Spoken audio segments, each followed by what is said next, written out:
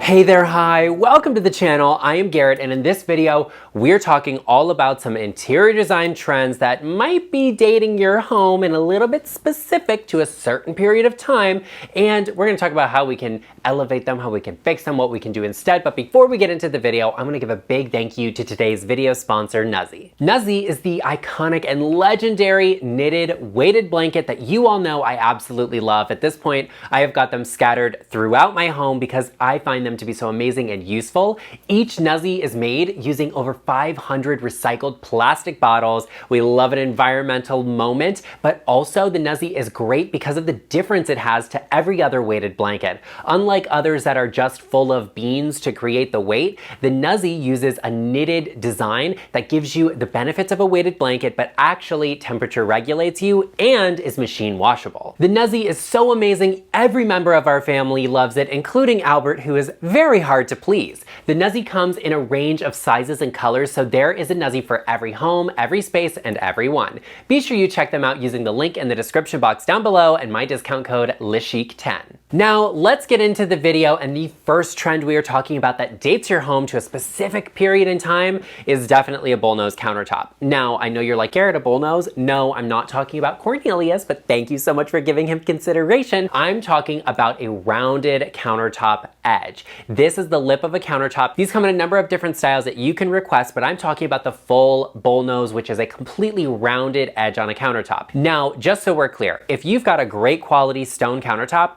I don't think there's anything wrong with it. I don't think it's worth changing just for the countertop edge. I just think this specific style looks like it's kind of from the 80s or 90s, and I think you can play on that. What I would do is incorporate elements from those eras. At that time period, we really loved chrome, kitchen fixtures, baskets, and accessories, so look for some of them to bring into your space, and it'll make a reference point for that Bullnose countertop. Now, if you're looking to redo your countertops, if you are out there, you're gonna get new ones, you're currently on the market shopping, there are a number of different edge styles that I personally like. If you have a more traditional style, look for what's called an OG. This has a curve to it that looks very traditional. It's got a little bit of style to it and can look really beautiful. You can also get something that just has that really clean, squared off look to it that really feels more modern, and that's really wonderful too. Also, what's very popular and I'm noticing as a trend at the moment, and I think as a classic, is actually not having any additional layering put on your countertop, just having that flat piece of stone there that looks really clean. It's super simple and will definitely make the space feel more contemporary. Ultimately, the Bullnose for me, it is a good reference point to a bulldog, and you know I absolutely love that because I'm a bulldog parent, but it can actually have a little bit of that 80s or 90s reference point that we're just moved on from. So if you're changing your countertops, consider doing something different, but if you have it and your countertops are a really great quality, I say embrace it. Actually, if you're redoing your kitchen, be sure you take a moment and check out my kitchen design playlist. We actually have a ton of videos on this channel for every space in your home, so be sure if you haven't already, you hit that subscribe button and join us here on our journey to 100,000 subscribers, and give this video a like. You know what else really dates a person's decor to a specific time period? Feathers. I don't know what was with the feathers. I can't explain it myself. It was not my thing. Okay, I was never gonna be like, let's accentuate the space with feather decor, but people really, for some reason, love feathers, whether that's ostrich feathers or like peacock feathers. We all know that person that has a vase with a peacock feather in it. Like, what's that about? Where's the peacock? I wanna know. Why did we have to take its feather? Makes no sense to me. Feather decor is very specific to kind of that 2006 meets 2018 vibe, that time period. We've all seen online someone that has like a feathered lamp or overhead light fixture, and you're kind of like, that's a little suspicious because like feathers with a light bulb, it seems like a fire hazard to me. Ultimately, I think the feather decor is a little bit specific. Plus, feathers like collect a lot of dust. You know, like a feather duster is made to pick up dust. So why would I want to bring something that's known for collecting dust into my home that I now have to take and clean? And you're gonna have to like take it outside and like, I don't know, wave it around. You're gonna look like a crazy person in your neighborhood waving a feather outside to get the dust off of it. Not the point. I also think a lot of people did feathers in terms of like a floral arrangement. They're like, oh, look at some roses here. Let's put a feather in it. Okay, you know, you did that, cool, whatever. I don't personally just get the feather vibe. And I don't really feel like we needed to take the feathers from the birds. I feel like they could have had it and that would have been fine. Like, we don't need them that badly that we need to like maim animals for decor. But also when we talk about feathers, we kind of went from like feather decor to pampas grass decor. And it's kind of the same vibe. Like we can just do a little bit better than some dead grass. And I don't think you need to go and buy dead grass. I feel like if there's a pampas grass bush near you, you can ask the owner of said bush for some of the pampas grass. They may be more than willing to give it to you. Do not steal it from your neighbors, because if I see you touching my pampas grass bush, honey, I will be on the phone to the police. Hello, I'd like to report a crime, a theft, an emergency. I'm just kidding. I'm not calling the police on anybody because I don't actually have any pampas grass, but don't touch my plants if I do have them because they're mine and I didn't tell you you could. Like, that's an entire thing. I don't think you need to buy dead grass. I don't think you need to steal it from your neighbors. I don't think it has like that big of an impact unless you really love it. I think it's a little played out like the feathers are too. We can leave the feathers. We can leave the pampas grass. You could do a branch. You could do some flowers. Focus on elevating it, not having feathers. Leave them for the birds. Always a great place to have feathers, right? And the pampas grass can continue growing out of the ground. And I love that for you. How about we address a slight on my person right now on this video? My neighbors, as I mentioned in a previous video, they're renovating the house. I think they're gonna sell it. I don't know for sure, it doesn't matter. I feel like they've been peeking in my windows and I feel like they're personally attacking me because they painted their entire house white, like my house is. And they also used like a white oak look flooring, okay, which I have a white oak flooring in my house. Okay, so like they're just like copying me. Okay, every house in my neighborhood is like colonial style, okay? We're setting the stage here. Tell me why they have put vertical blinds on their doors. I'm gonna put a picture up of my doors here so you can see what they look like. They're not the kind of doors that need vertical blinds. And I am feeling personally attacked by these vertical blinds because I feel like they are dating the house to a specific era that the house is not even built in, okay? It's giving very 80s, 90s. These houses are built in like the 60s, okay? What is with that? I don't understand it. We can not have vertical blinds. I will address it with the new owners of that house because I can't walk past it, look at vertical blinds, okay? It's just not happening in my neighborhood. But vertical blinds are the next thing that kind of just date a house to a specific time period. And I know a lot of people are gonna be like, Garrett, I rent, I have vertical blinds, there's nothing I can do about it, don't come for me. But I think there is something you can do about it actually. Vertical blinds can come off of a wall and can be stashed somewhere. Put them in a closet, put them in storage, slip them under your bed, and then you don't have to look at them and we can do something better there. You also have other alternatives to vertical blinds. If you don't like that look, you could do a normal blind and do a series of them for a large sliding glass door. Nothing wrong with drapes if that's gonna work for you in your space. But if you do like vertical blinds, I don't personally get it, but what I would recommend is going oversized with them. Install them like you would drapes. Take them up higher, take them out to the sides of a window or a door to really expand the feeling of them. And I think that's really my personal struggle with vertical blinds is that they just look shrunken. You know, they're usually either inset into a window or they're just covering like a sliding door. It doesn't make any sense. And my neighbor's house doesn't even have a sliding door, okay? Like that's why I'm really offended because they have like these really beautiful doors. And so why you can put vertical blinds on them? It doesn't make any sense to me. I just can't. I'm like triggered. We're relating back to my childhood trauma. Yes, the house I grew up in did have vertical blinds. And I know my mom is watching this. Mom, I'm looking at you. I'm not even kidding that, Mom. I love you. I'm not trying to shade you. Just making a point. Now, if you do like vertical blinds, like I said, hang them oversized. People that have cats, like your cats might like to play in them and that can be a good place for them to be. And I think that's great. That's how you do them and make them look a little bit better. Here's another space. This is an example of a room that has vertical blinds. We have big sliding doors and vertical blinds. You could easily hang drapes here and just have a lot of stacking depth and they would cover them up completely and you wouldn't have to look at them. You wouldn't have to take them down or address them. You wouldn't have to use them, or you could use them and they would be hidden while the blinds are open because they're hidden all behind the drapes. I think that's fantastic and a great way to address vertical blinds if you have them in a space where you can't get rid of them. But I also think it's worth looking into alternative options if the vertical blinds are just not your thing. They're not personally for me, but they might be for some other people, like whoever's doing the renovating on this house next door to me. I feel like what did I do to those people? I don't feel like they have any reason to hate me. I mean, if I had to think of a few reasons, I could come up with them, but that's beside the point. I've done enough damage on the vertical blinds, and I'm sure I'm gonna have a bunch of you going off in the comment section. That's fine. We're moving on from that. We're talking about the next thing that dates a home to a specific time period, and that is the chandeliers in cages. You will know exactly what I'm talking about. It'll be like a crystal chandelier with like an iron cage around it, or an iron chandelier with a wooden cage around it. And I think they can look really good when used in a commercial space or a really large space in a home, and and you have like a singular fixture of this. It's cool, it's interesting, it's different, it's unique. It is giving me very much 2018, 2019, you know the vibes I'm talking about.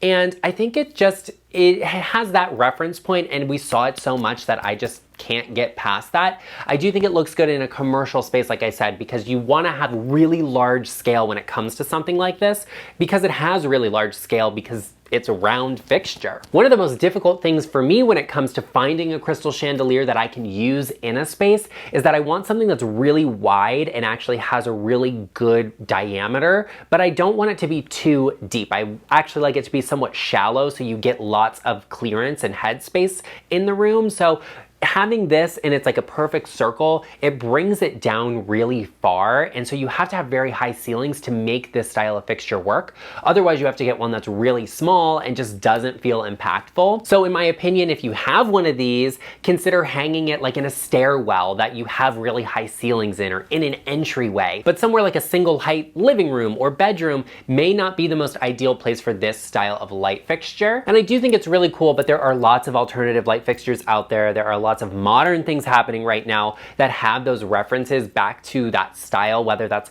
a little bit of an iron detail or something that has a multiple tier of lights on it. I think there are some really great plaster fixtures, really good fixtures. Like, what's wrong with just a classic crystal chandelier? We love that. We love it whether it's chrome or gold. It doesn't have to have a big cage around it. I think it's a little dated, it's a little specific, but I don't think it's bad. I just think it doesn't need to be in every single space. I don't think it works everywhere. Ultimately, the kind of round circular cage situation around these fixtures makes them look and feel a lot bigger than they are, and they actually take up a lot of that headspace you have, so you want to be careful about that. You know what, we were talking about my childhood trauma, and one of the things I remember from my childhood is every time I went over to a friend's house, they always had a bar height dining table. Young Garrett, 2006, 2007 era, we really just saw that all over the place, and it's giving me that when I see a bar height dining table. And I don't personally like a bar height anything. You all know this because I don't like to have to climb up on a bar stool. I don't think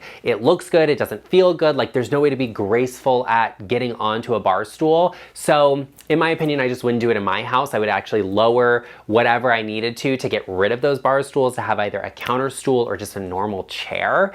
But the bar height dining table, in my opinion, it has a very casual feel to it. And I like these in spaces that are like movie spaces or bar spaces, somewhere that's really casual, like a lounge, a hangout space, not necessarily a dining room that you're using every day or for a formal occasion, if you will, or in a kitchen even. So if I was decorating a space that had a bar height table in it, the first thing I would say is there somewhere else this could go? Because often these are not in bad condition, or you can find them relatively affordably, and that's very enticing. So I would say, is there somewhere else we could put this? Maybe it goes in the basement, maybe it goes in a lounge space, or the next thing I'm gonna look at is, can we have it cut down? Now, I would have my furniture restoration guy out to do this, because you want to be very careful if you're going to lower the height or cut something down.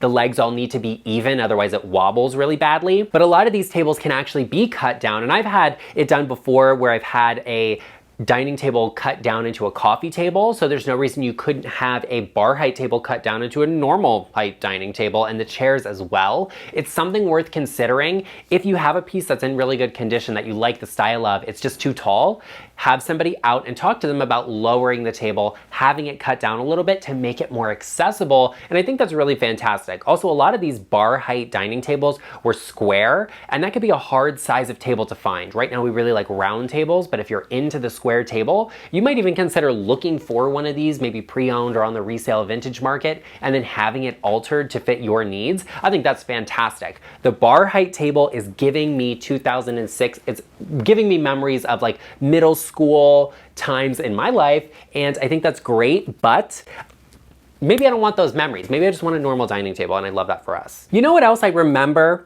from my childhood, from the past, that has just like seemingly disappeared? Are beds with footboards. Whatever happened to the footboard on a bed? I think that's actually great in certain cases, like a sleigh bed. We could leave that in the past. It could go, you know, the sleigh bed had like a really tall footboard and they were curved, so you actually lost a lot of depth in a room from the headboard sticking out into the room and the footboard sticking out. So no point in that. We can leave it in the past. But a footboard on a bed is really great because it like stops your comforter from sliding off the bed. And I think that's wonderful because there's nothing worse than waking up and you're like half uncovered. It's freezing cold and you're like, ooh, no, gotta pull all the covers back. And I sleep with layers, so it's always really heavy. Actually, I sleep with my nuzzy on my bed, but that's beside the point. What is a footboard? Some of you will be asking because maybe you've never seen one or you're not familiar with it. A footboard is like a headboard, but it's at the foot of the bed. So it actually covers up the edge of the mattress, box spring situation on your bed, and it can be really good because it stops all of the covers from sliding off. Now it does have a little bit more of a traditional reference, and right now we're liking a more modern platform style bed, so I can see why it kind of fell out of fashion or popularity, but here, on this channel, we love all of it. I can see a reference point and we get it. So I like a footboard. I think it's actually good. I don't think you necessarily have to have one. I don't think you don't need to have one. I think it all just depends on usage and the style of furniture you like. If you're considering having or getting a bed with a footboard, my only thing to say about it to give consideration to is that the footboard is not too tall, because if you're laying in bed, you want to be able to see over it to see the TV or see whatever's happening at the foot of the bed. I don't know. But I don't like it when they're too tall. I think they need to be kind of at the mattress height or slightly lower, and I think that's a really good spot for a footboard to be. Well, there you have it, everyone. I hope you enjoyed this video. If you did, be sure you sound off in the comment section down below and share with me what are some trends that you think immediately date a home and you think are either really great or you think are not so wonderful. Be sure you sound off, give this video a like, and if you haven't already, hit that subscribe button and join us here on our journey to 100,000 subscribers. I also know that you know someone that they maybe have some of these trends, they're maybe redoing their kitchen, or they just have feather decor everywhere, darling, and you just want to inform them in the politest way possible. Share this video with them because friends help friends, and I will see you in the next one.